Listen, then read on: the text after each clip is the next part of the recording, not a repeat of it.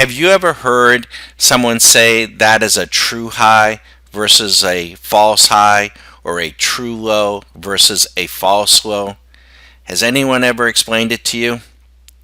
We explain this sort of information and share it real time with our members day in and day out. I'm Bagadon at StockMarketCaddy.com. If you're watching this video, please set it at high definition so you can see the resolution. You're looking at a chart of the NQ, the NASDAQ, or the QQQs for that matter, on a daily basis. And they're encased in the Bollinger Bands, the most used but most misunderstood indicator in our view out there, a valuable indicator when it's used properly. Down below is what John Bollinger calls his percent B, And what it shows you is when price exceeds the upper Bollinger Band, it actually lights up yellow here. If you draw your cursor to it, you can see that the bars are actually exceeding the upper band in here, in here. And when they exceed the lower band, here, and here. Now, that's one aspect of it. But what Mr. Bollinger teaches, and we follow very closely, is what he calls a false high versus a true high, or a false low versus a true low. So let's take, for instance, this low comes down here and breaks down below. Okay. The next time we get a low, which is here, the percent B actually goes lower than that percent B. This is now a true low, and it is likely at that point that in the very near future this price will probably be broken, and it is right here.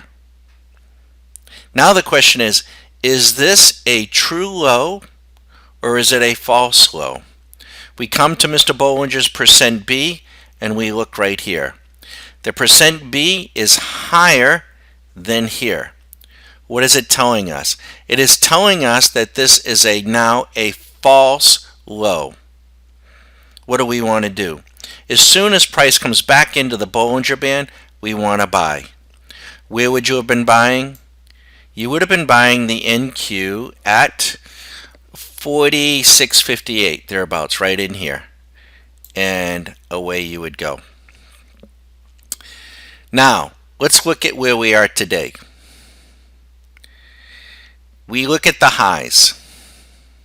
Okay? We make a high. And it is a little bit lower than this one, ever so slightly, and we do pull back. The case can be made that it was higher than here, but the percent B was lower, that it was a false high and due to pull back. Now, we make new highs outside the Bollingers, and they're higher than the previous high. This is a true high. In all likelihood, it will go lower. Now we are here virtually the same. We continue higher. The question is now, we are outside the Bollinger just 2-3 days ago. We are higher than this high here, certainly in price. But look where the percent B is.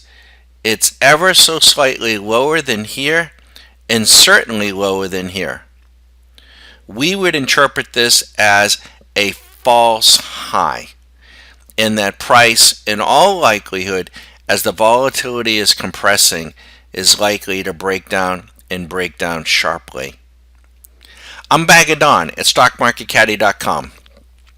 We use a myriad of technical indicators and strategies, rules-based.